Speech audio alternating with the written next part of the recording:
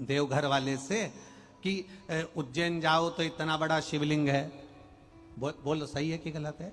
केदारनाथ जी जाओ तो इतना बड़ा शिवलिंग है, सोमनाथ जी जाओ तो इतना बड़ा शिवलिंग है, रामेश्वर जाओ तो इतना बड़ा शिवलिंग है, भीमा शंकर जाओ तो इतना बड़ा शिवलिंग है, त्र्यंबकेश्वर जाओ तो इतने बड़े बड़े शिवलिंग है। पर बाबा एक बात बताओ, तुम यहां पर आए वैद्यनाथ जी तो तुम इतने छोटे से क्यों हो गए? शंकर भगवान बोले हमें मालूम है हमें बिहार में रहना है।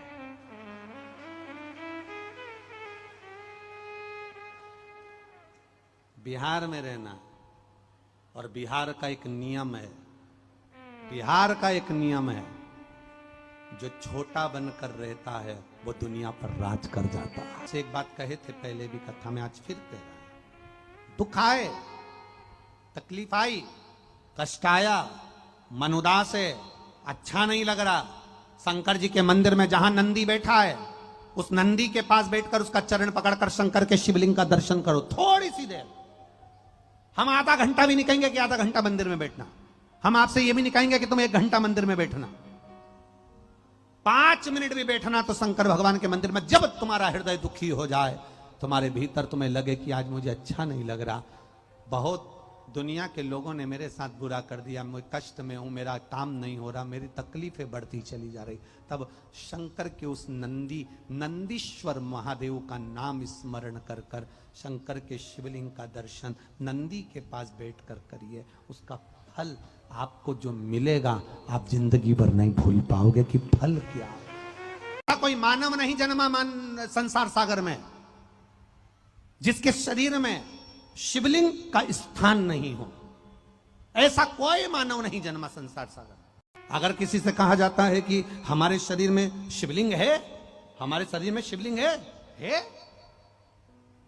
हंसी उड़ाने वाले उसको हंसी के व्यंग में ले लेते हैं कि शिवलिंग को लोग गलत दृष्टि से जान। ना ना ना ना, प्रत्येक मानव शरीर के अंदर शिवलिंग विराजमान होता है, और वो शिवलिंग की आकृति कभी किसी डॉक्टर के पास जाना, कभी एक्सरे करवाना, और एक्सरे करवाकर डॉक्टर के पास जाकर देखना कि वो मनुष्य शरीर में शिवलिंग का स्थान कौन सा है, मनुष्य के शरीर में शंकर का शिवलिंग का स्थान कौन सा है, तो आपको बता देंगे कि ये गर्दन, ये सिर का आखिरी भाग और रीढ़ की जो हड्डी है, इस हड्डी के बीच में एक मेंडुला आकृति, एक शिवलिंग की आकृति की एक ओवल गेंट है, एक स्थान बना हुआ है। वो स्थान शंकर की शिवलिंग की आकृति का है, और वो स्थान एक ऐसा स्थान है कि दुनिया में पूरे शरीर का ऑपरेशन हो सकता है, दुनिया में पूरे शरीर को काटा जा सकता है,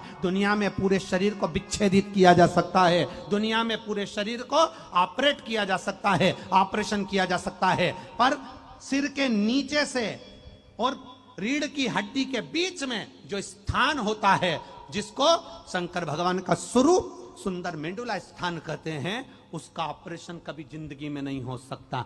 उसी तरह जैसे शंकर भगवान की जलाधारी को कभी लांगा नहीं जा सकता, उसी तरह इसका ऑपरेशन कभी नहीं हो सकता। अच्छा डॉक्टर भी नहीं कर सकता, क्योंकि इसको ऑपरेट कर ही नहीं सकते।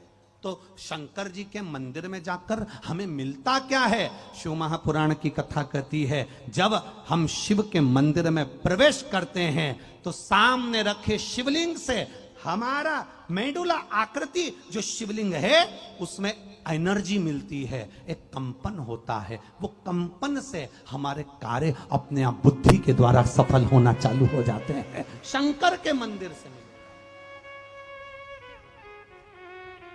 हम जितनी श्वास लेते हैं, जितनी श्वास छोड़ते हैं, ये श्वास अंदर इस स्थान पर जरूर पहुंचती है, फिर वहां से वापस निकलती है, फिर पहुंचेगी, फिर निकलेगी। ये स्थान वो स्थान है जहां शंकर का शिवलिंग अपने आप विराजमान है। अब उसको लोग कहते हैं, कोई कहे कि हम शंकर को नहीं मानते, कोई कहते हम शिव को नहीं मानते, तो उनसे निवेदन है भले मत मानो, पर तुम्हारे अंदर शंकर बैठा है चाहे तुम किसी भी धर्म के हो, चाहे तुम किसी भी वर्ण के हो, चाहे तुम ब्राह्मण हो, क्षत्रिय हो, वैश्य हो, शूद्र हो, तुम कह दो कि हम शंकर को नहीं मानते, हम देवता को नहीं मानते, हम किसी को नहीं मानते, वो कितना भी कह दे, पर शंकर तुम्हारी नस नस में भरा हुआ है, वो कभी नहीं निकल सकता।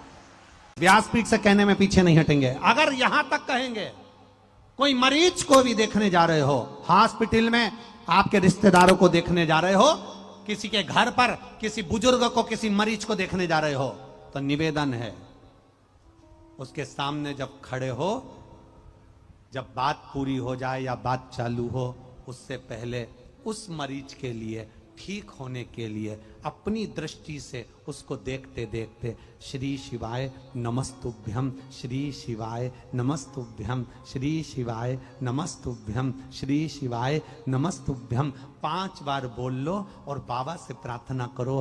दूसरी बार जब घर आओगे, थोड़े दिन में सूचना मिलेगी वो ठीक हो गई, उसको आराम लग गया।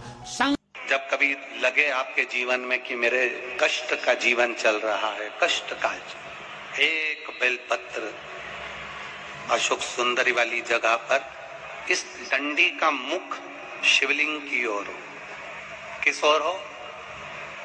बोलते जाओ जरा जल्दी जल्दी। शिवलिंग की ओर, अशोक सुंदरी वाली जगह, डंडी का मुख शिवलिंग की ओर, एक बेलपत्र शिवलिंग के ऊपर, जिसका डंडी का मुख, तुम अगर ये शिवलिंग है, आप यहां बैठे हो, तो आपके साइड डंडी का मुख नहीं होना चाहिए, डंडी का मुख विपरीत दिशा में, आपसे पीछे। एक बेलपत्र अशोक सुंदरी, एक बेलपत्र शिवलिंग, डंडी का मुख उधर, और फिर जल की धार, जो लोटा भरकर पानी लेकर गए हो, अशोक सुंदरी से शिवलिंग तक धार लगाना है। यहां से चालू करा, चढ़ाते चढ़ाते यहां तक आना चाहिए। वो जल की धार चढ़ाना प्रारंभ करो। फिर 3 महीने में हमको पत्र लिखकर बताना कुबेरेश्वर धाम पर कि बाबा सुना कि ना सुना है।